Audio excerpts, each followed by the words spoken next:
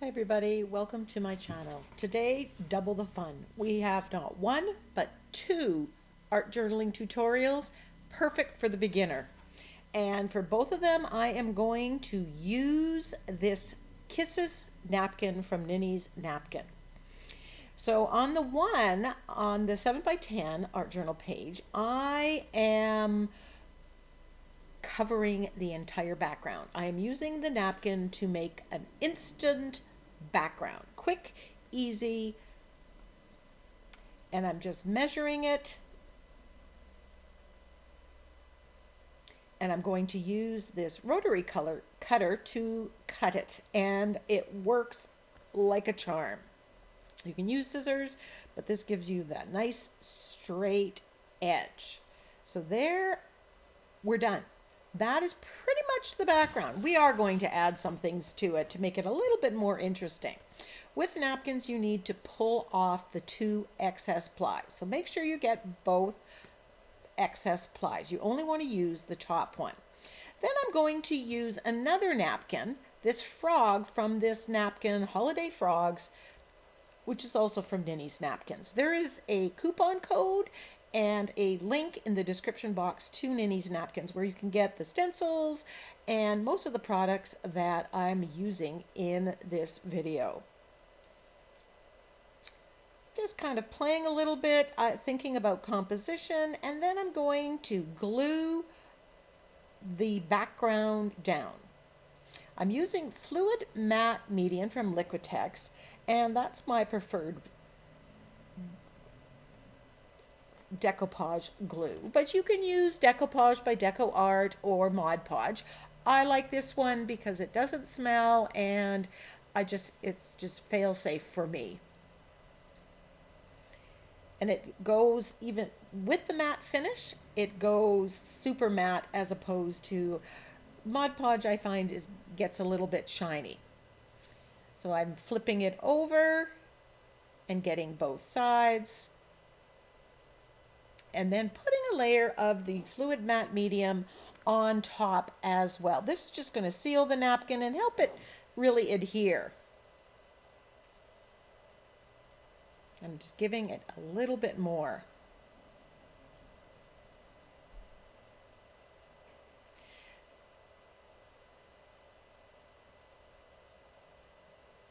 I'm going to set that aside to dry, and now I'm going to glue down that frog onto a piece of copy paper. And the reason I'm doing this, if I glued that frog down onto that background, which is black, that is going to come through and distort the picture of the frog. So if I want to keep these colors and my frog exactly as it is, I need to glue it to some kind of backing. I've given that all a good dry, got out my heat tool and dried it, and now I'm just cutting off the excess.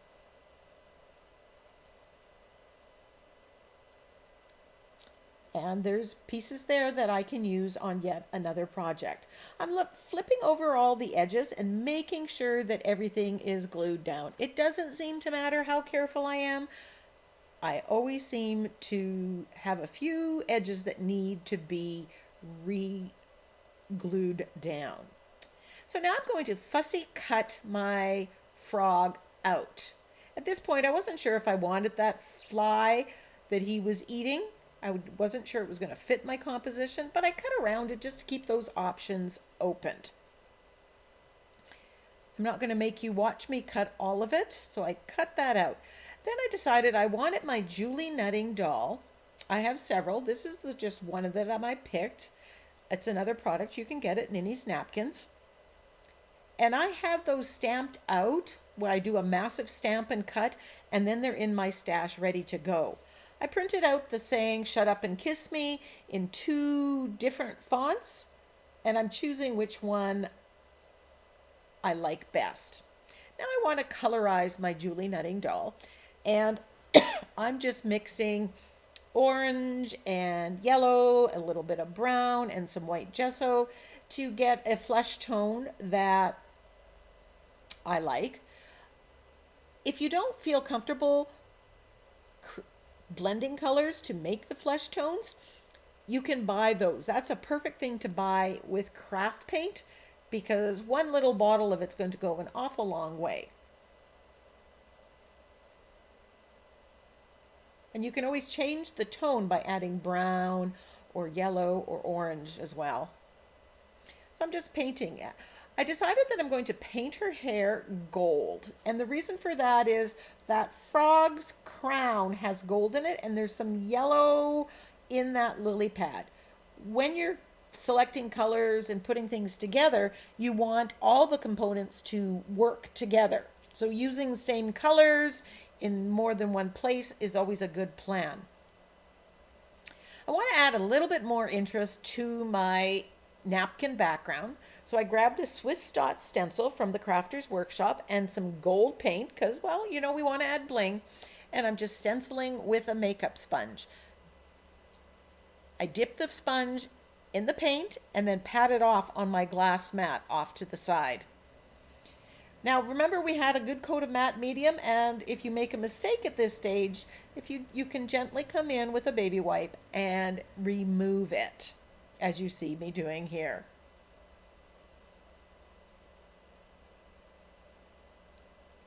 I really like the addition that this dot made to the background.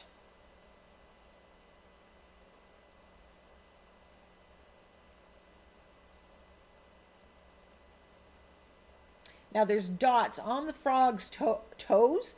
You can see the little dots, and that just kind of works together. It's another motif that's the same.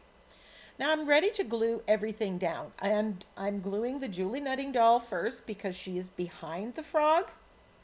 And I'm using gel medium, Liquitex or TCW gel medium here. And I use gel because both of these are thicker paper. And I just find it works better.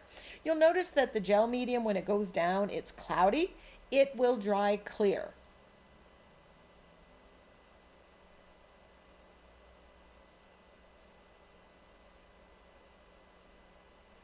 And once I have the sentiment in place, I'm gluing it down. But it seemed to be very slippery and it kept moving around for me.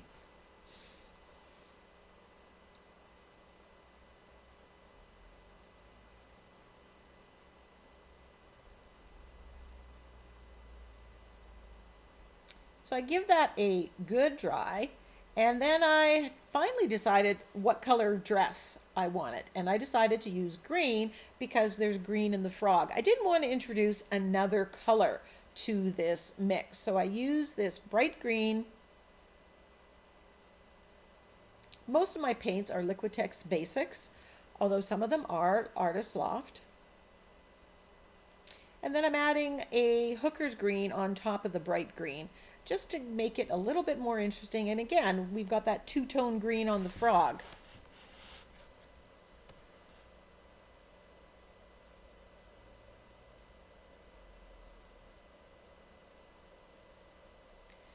I'm cutting off the excess of the frog and the Julie Nutting doll. It's a good composition tip to have things that are off the page.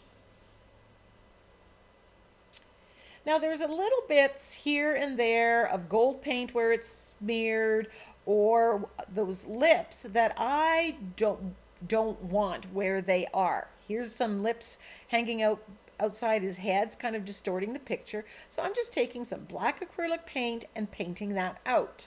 Easy peasy.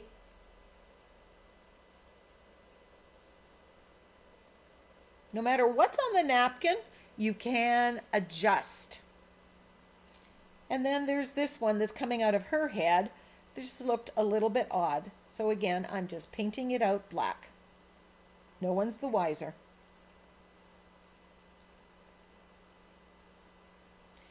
Now I'm edging with gold paint here on the makeup sponge. This is kind of giving it a gold border and tying in with the gold dots that we stenciled in.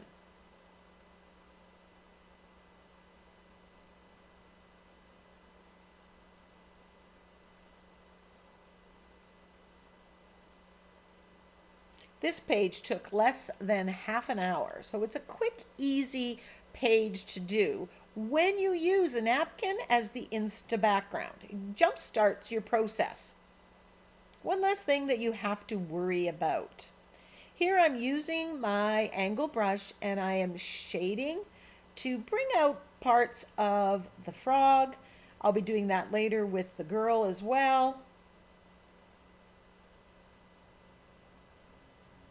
And I'll put a link to my shading video where I teach this technique. It's a great one to practice and learn because you'll use it so much.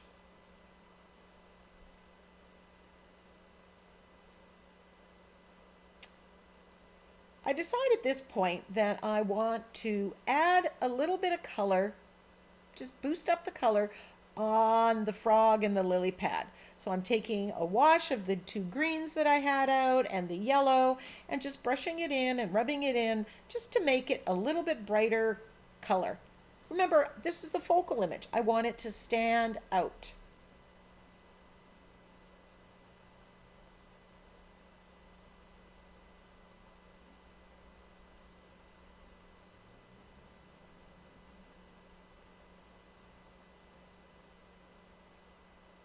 Here I'm splattering with green paint just to introduce a little bit of green into the background. And I'm wiping it off the Julie Nutting doll. And I can do that because there's a coat of that matte medium on it, and that just makes it a non-porous surface.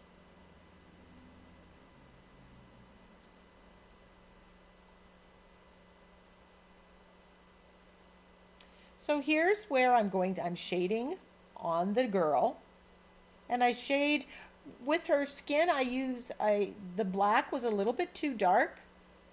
It was giving an effect I did not like, so I just switched to brown.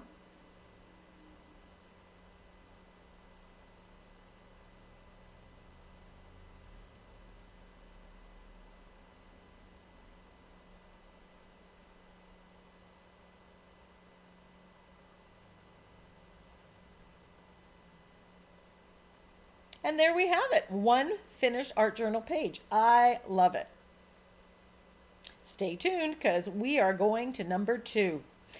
Now on this is a mixture of crimson and marigold stencil butter, which I spread on there with a makeup sponge. Now stencil butter is like modeling paste, but you can also apply it with a makeup sponge or with your fingers.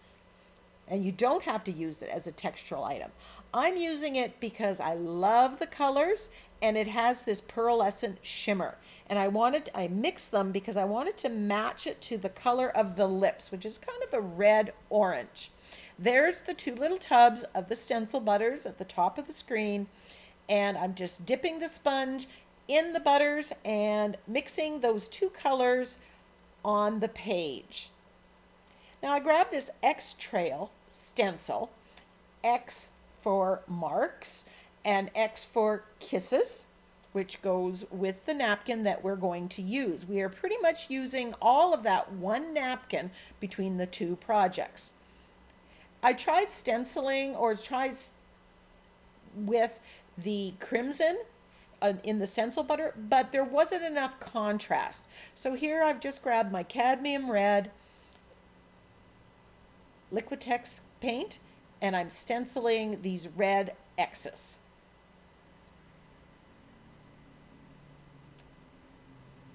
I'm dabbing it in the paint and then stamping off on my glass tabletop. My entire table is covered in glass, which is an unbelievably awesome work surface. Cleans like a charm.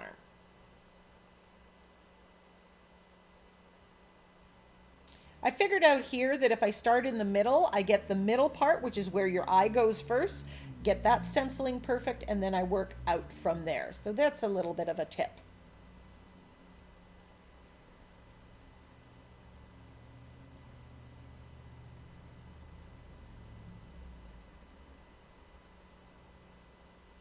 Mainly I want the stenciling of the X's. I don't really care too much if I get the other part of it.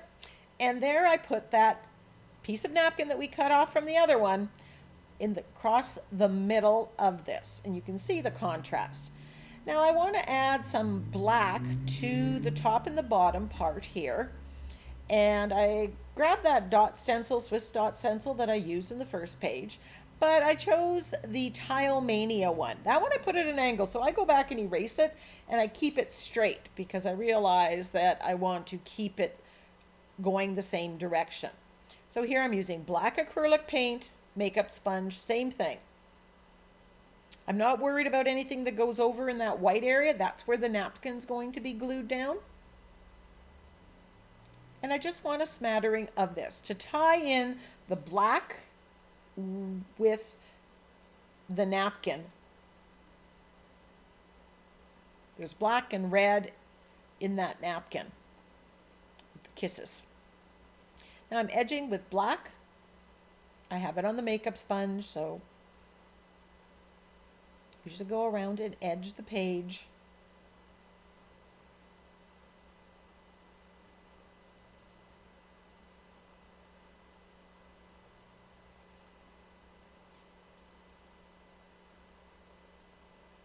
And then I'm shading with the angle brush. And that gives a bit of a softer edge to it. So now I want to work on the focal image. Now, I'll be honest, I was going to use that same Julie Nutting doll. But then I decided I'm going to use some magazine pictures. And I have these two fairly large pictures, and I'm auditioning both of them. I'm not sure. So I'm moving around my sentiment that I chose to say, leave your mark. But it could have said, read my lips. And I'm moving things back and forth and trying various ones to see, you know, if I put it on this side, where will the sentiment go? Do I like that? So I decide that I'm going with this one, and I'm taking a picture to help myself remember where it's going. And then I'm just cutting that centerpiece to size and peeling off the excess layers.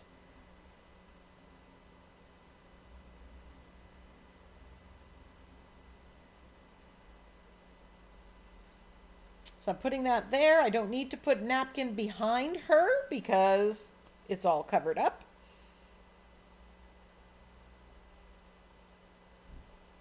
And now that I've made sure everything's going to fit, it's time to glue it down with some fluid matte medium. And then I'm going on top. And then gluing the other side down as well. And then I decide, hey, there's no need to wait because I can just glue this down. And here's the reason to wait. That napkin's very fragile when wet, and I ripped it. But don't worry, that just gives me a chance to show you how to fix it. So once everything is dry, and I always dry in between layers, but most of that's not kept on camera, because you really don't need to watch paint dry or glue. And easy peasy, I'm just going to paint that out. And no one can see. Here I'm also painting out any of those lips that I don't want in my composition.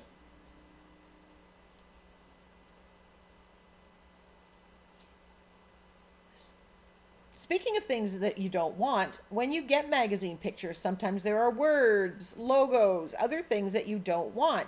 You can tweak that as well. Here I'm just taking white gesso and going over what I don't want, letting that dry or using the heat tool to dry, coming back, putting another layer, and then I'm just going to paint that out.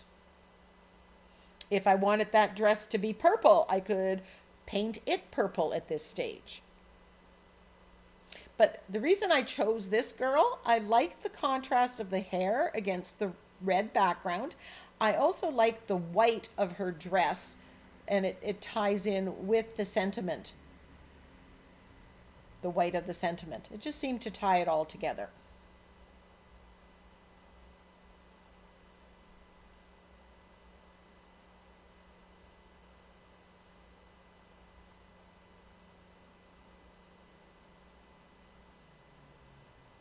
Here I'm using the same flesh color that I used before to colorize her arm. Now I'm shading in the hair and around the hair with black paint. I'm just adding some lowlights and highlights to her hair. I'm going to come back and use yellow oxide as well and brown. And it's just adding a little bit something to it.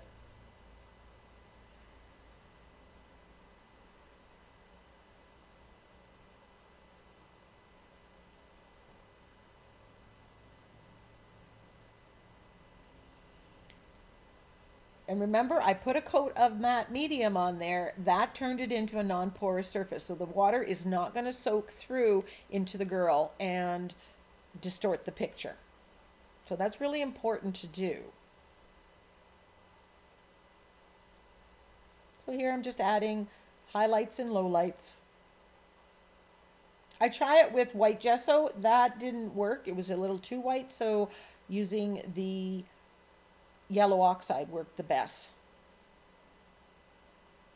So now I'm gluing down the sentiment, leave your mark.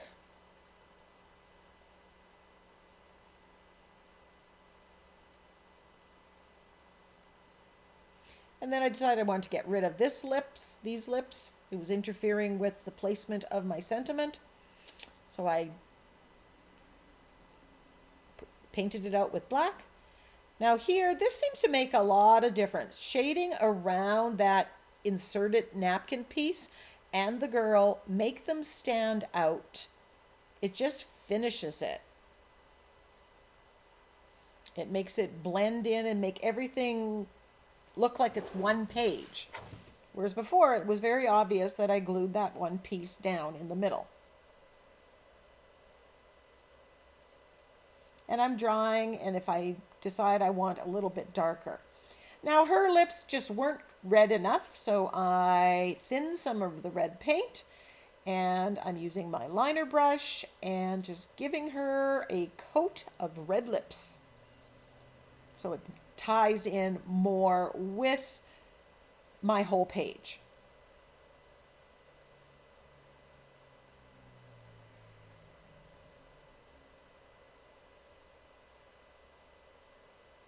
And after giving it a dry, just add a little bit more. You can make the lips fuller if you want, adjust it however.